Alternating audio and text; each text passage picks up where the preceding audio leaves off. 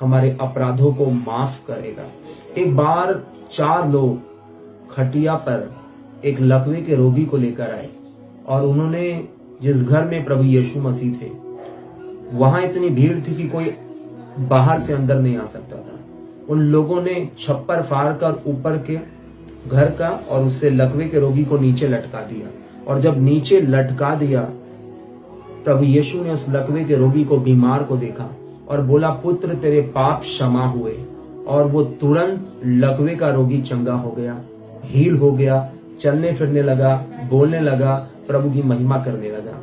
ऐसे ही प्रभु ने 38 वर्ष के रोगी को चंगा किया, बोला तेरे पाप क्षमा हो गए।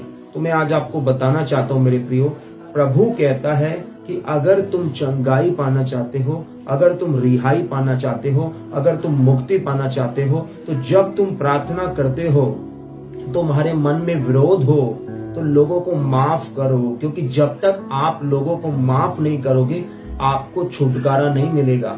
परमेश्वर हमारे पापों को माफ करता है जब हम लोगों के अपराधों को माफ करते हैं।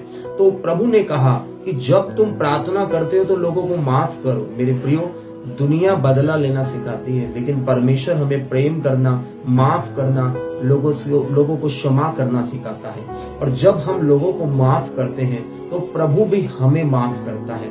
एक बार क्या हुआ मेरे प्रियो, एक बार एक राजा अपने सैनिकों के साथ जंगल से होकर जा रहा था, और जब वो जंगल से होकर जा रहा था तो उसने कुछ बच्चों को देखा। उन्हें देखकर वो रुक गया। छोटे छोटे बच्चे आम के पेड़ पर आम तोड़ रहे थे, बच्चे पत्थर मार रहे थे और आम गिर रहे थे। तो राजा उन्हें देखकर रुक गया और बड़े गौर से देखने लगा। इतने में क्या हुआ, एक पत्थर आया और राजा के माथे पे लगा धड़ाम, और राजा का खून बहने लगा। और सारे बच्चों ने देखा कि राजा के पत्थर लग गया, शोर हो गया, सारे बच्चे अपने अपने घरों में भाग गए। और तब राजा ने बोला, सेनापति जाओ उस बच्चे को पकड़ के लेकर आओ जिसने मेरे पत्थर मारा है। सेनापति गांव गांव में गया, खलिहानों में गया, इधर गया उधर गया, कहीं भी वो बच्चों को ना ढूंढ सका। लेकिन बाद में उसने उस बच्चे को पकड़ लिया। राजा आया, गांव वाले आ गए और उस राजा की प्रजा आ गई, बच्चे के माता पिता आ गए और बच्चे को पकड़ लिया गया।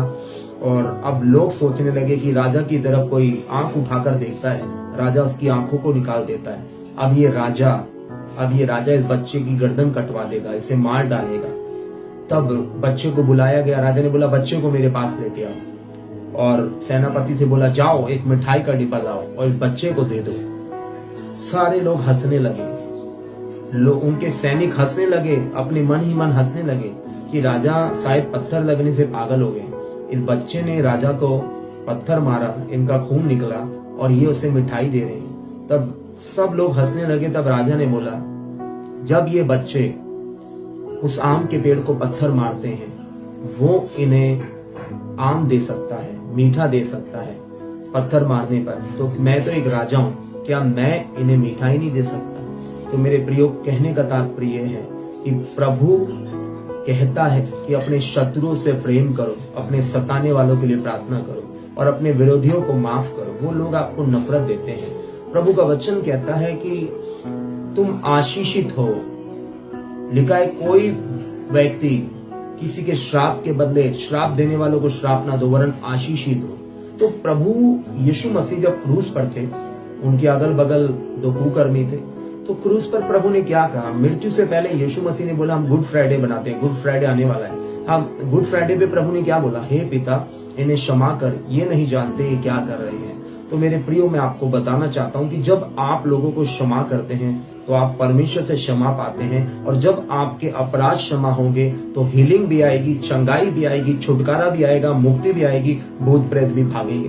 तो आज मैं आपको सिखा रहा हूं कि अपने विरोधियों को माफ करो, क्योंकि परमेश्वर भी आपको माफ करेंगे। क्योंकि जब तक आपके अपराध क्षमा नहीं होंगे, आप कभी परमेश्वर से मुक्ति नहीं पा सकते, रिहाई नहीं पा सकते। हालेलुया। तो इसलिए प्रभु यीशु ने कहा कि एक दूसरे के लिए तुम प्रार्थना करो। बाइबल कहती है एक दूसरे के लिए तुम प्रार्थना करो। प्रभु ने अपनी सबसे बड़ी आज्ञा में कहा कि तू अपने पड़ोसी से अपने समान प्रेम कर।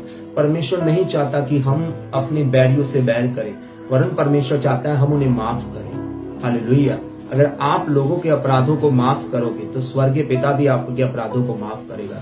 तो गॉड ब्लेस यू ऑल। प्रभु आप सभी के साथ है। मैं आपको बताना चाहता हूँ कि पाप क्षमा होंगे तो चंगाई आएगी, पाप क्षमा होंगे तो मुक्ति आएगी, पाप क्षमा होंगे तो हीलिंग मिलेगी, चंगाई मिलेगी, छुटकारा मिलेगा और परमेश्वर भी आपको प्रेम करेगा। तो गॉड ब्लेस यू ऑल। प्रभु आप सभी को बहुत थैंक्स से आशीष दे।